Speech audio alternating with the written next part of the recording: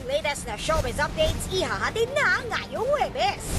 At syempre pa ang latest scoops ng mga host. Abangan!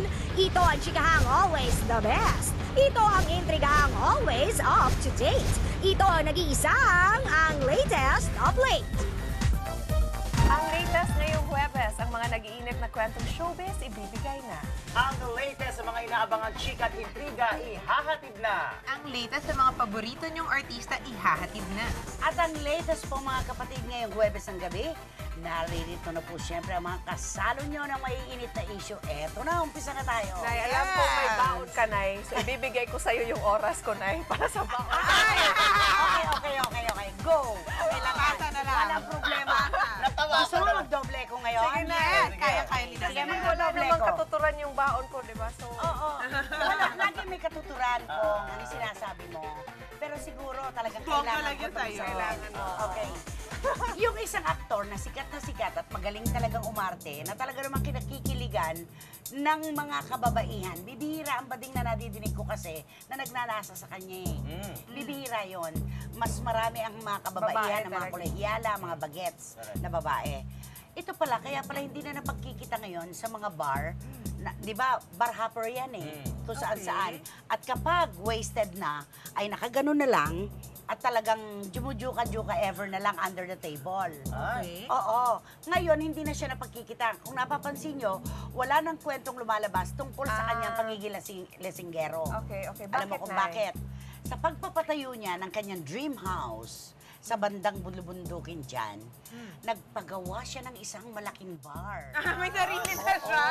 May sarili na siyang bar. So, At doon hindi na na niya niya- iniimbita ang kanyang girlfriend na nomo-nomo rin. Ano ba? Mahilig magnomo.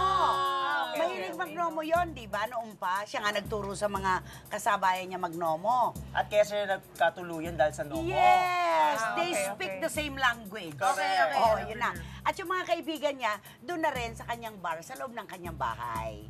Ayan. Isa pa lang yan, mamaya may isa pa So, ako. may nomo bar na siya. Yes. So, nagtago Nomo na bar. siya, Nay. May sarili na siya. Si ano ba ito? Yung... Ay, sus ka Baros, Vito Cruz, Santa Cruz. Okay. Yun, Nag-gets diba? na natin. Maganda sa imahe niya yon. Ah. Pero sana, mawala pa rin yung bisyo. Correct. Nay, May kasi health for naman. health reasons. For health reasons. Tsaka mas makapapainom siya doon dahil kung... Oo, Anytime wala. yun eh. Kung sa Wala, pamilya ko wala nga eh, dead na eh. What more sa loob na ng bakuran. Pero matyaga yung ex niyang una, no? Yung Oo. isa. Kasi inalagaan ng kaibigan alam mo. ko Eh, yun. yung isa niya eh. Pag jumujukat-jukat siya, sasabihin niya, ew, there's suka in my legs. Ay! Oh. Ay! Oh! Okay, alam ko na.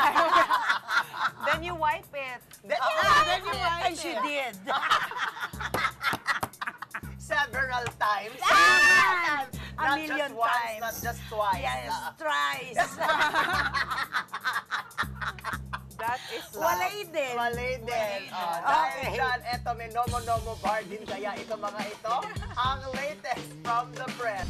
Ang latest from the press, maririnig na, eksklusibo. Mula sa report ni RK Villacorta, Carlos Agassi, kumpirmadong ikakasal na. Yes, we're planning to get married this year. Unang nagkita si Carlos at ang British Pinay na si Margot midwinter sa isang grocery sa Rockwell.